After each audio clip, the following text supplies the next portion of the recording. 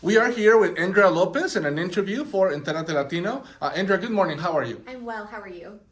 Andrea, tell us a little bit. What is your title here in Ute Water? I am the External Affairs Manager here at Ute Water. Very well. We're talking about the drought along the Colorado River that has been going on for at least 20 years, and we know the water levels have gone low or pretty low. How does that affect the region? Yeah. Drought is a very difficult conversation to have with our customers this time of year. We have a lot of snow, a lot of precipitation, and this year's been a fairly good water year. Our water years begin in October, and so we're fairly new into our water year, and we've seen some really great snowfall throughout our region and also the state of Colorado. We pay attention to two snowtail sites up on the Grand Mesa, the world's largest flat top mesa, is where we get our drinking water for our customers. And those snowtail sites tell us how much snow is up there and how much water that snow will eventually hopefully lead to in the springtime. And so one of those sites, I believe it's our Mesa Lakes, is currently 130% of normal. So that's really great, right? We want to at least be 100%. So 130% is really great. And then Park Reservoir is at 176% of normal. So it's looking really good. As a basin as a whole, the Colorado Basin is at 128% of normal. So it's been a fairly good water year, and those headwaters for the Colorado River begin here in Colorado. So the snowfall that we get will definitely impact the flows this year in the spring, with our snow melting off into water and then filling, hopefully, the Colorado River. It's important to note, though, that it's still very early in our water year, and typically February, March, and April are very significant months in helping increase that snowpack, fill those reservoirs, and eventually fill the rivers. Okay, thank you. We know that several states, Yeah. including Colorado, California, Arizona, and other states, met recently to try to come up with a solution and limit the water usage in all those states. And they were supposed to come up with a solution by January 31st. And that didn't happen. They did not reach an agreement. What is going to happen now with that? I think the best answer for this is we're not sure, right? We've never been in this situation before. Fortunately for us, it's always been pretty decent water years. And the idea of coming together and renegotiating these water rights was because Lake Powell and Lake Mead are at very dire states, right? They've hit record lows. They've bounced back and forth between not being able to produce electricity.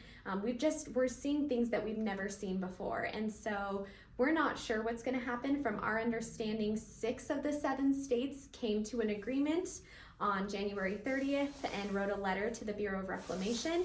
And then California also wrote their own individual letter, but it wasn't a part of the other 6 states' letters. So we certainly commend the state of Colorado for representing Coloradans in those negotiations, and for, quite frankly, coming up with some sort of a solution with 6 other states. That's a start. It's an encouraging start, knowing that there's 6 of us that agree to do something.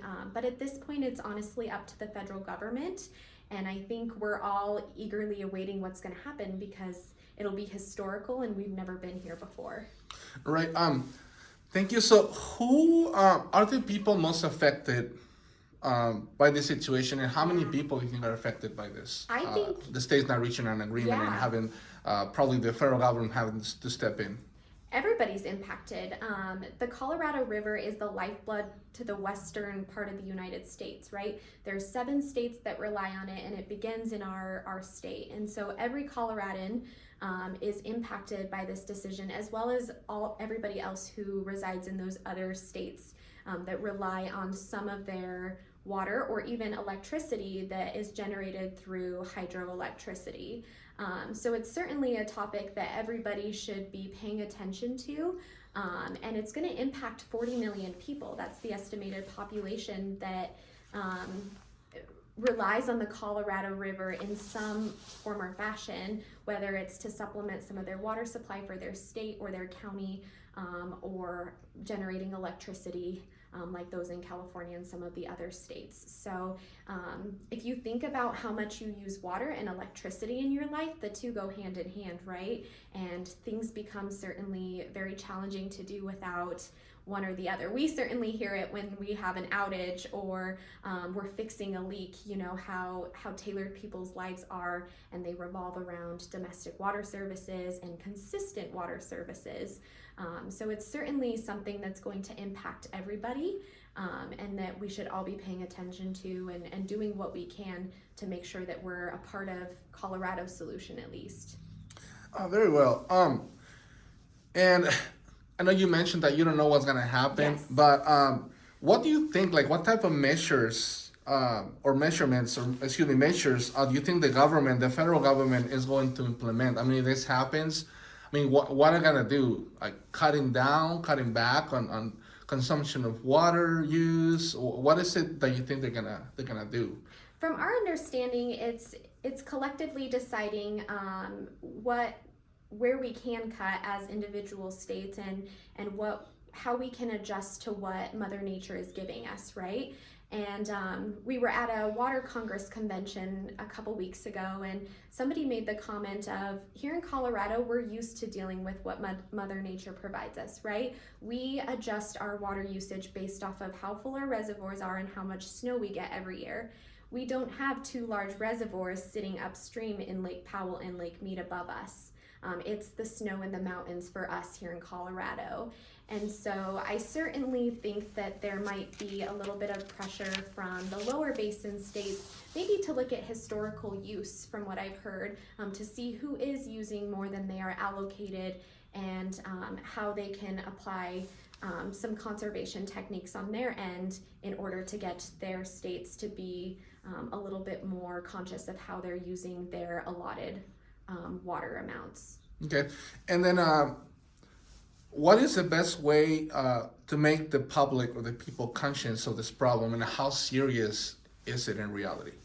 The first thing that we tell people to do is kind of evaluate their day-to-day routine. And your day-to-day routine changes depending on what time of year it is, right? So if you have a lawn that you need to water in the summer, like, be conscious of how much you're watering it.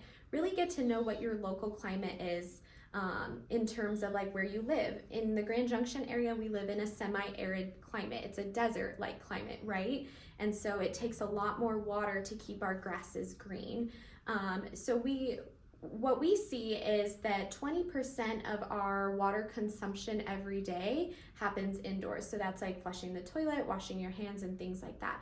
Whereas 80% of our water consumption every day comes from outdoor water usage. So that's like watering our lawns, washing our cars, spraying down our driveways, things like that. So the two things that we would strongly encourage people to be aware of is, one, like, where are you using water the most and how can you cut that back? And two, like, learning where you live, right? And learning what plants are native, learning how to properly maintain your lawn, just really taking ownership in the place that you call home and learning about its climate and what plants really acclimate well. Very well. Just what about the ranchers and their crops? I mean, how I don't know if you mentioned something before about this, but how's that going to affect them? I mean, do they consume a lot of water too?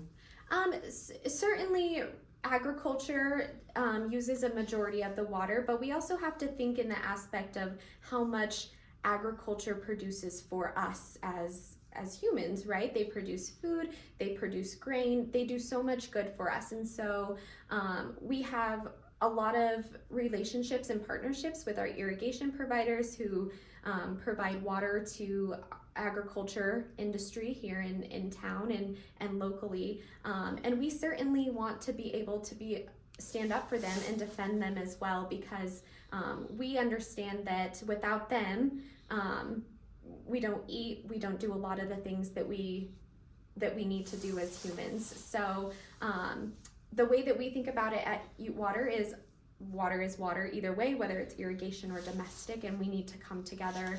Our strategy has always been collectively as a region, as a Western Slope, how can we help each other and how can we come up with solutions where we all win versus domestic, getting something over irrigation. We feel like there's power in numbers, and that together we can make more of a difference, regardless of if we're irrigation or domestic water providers.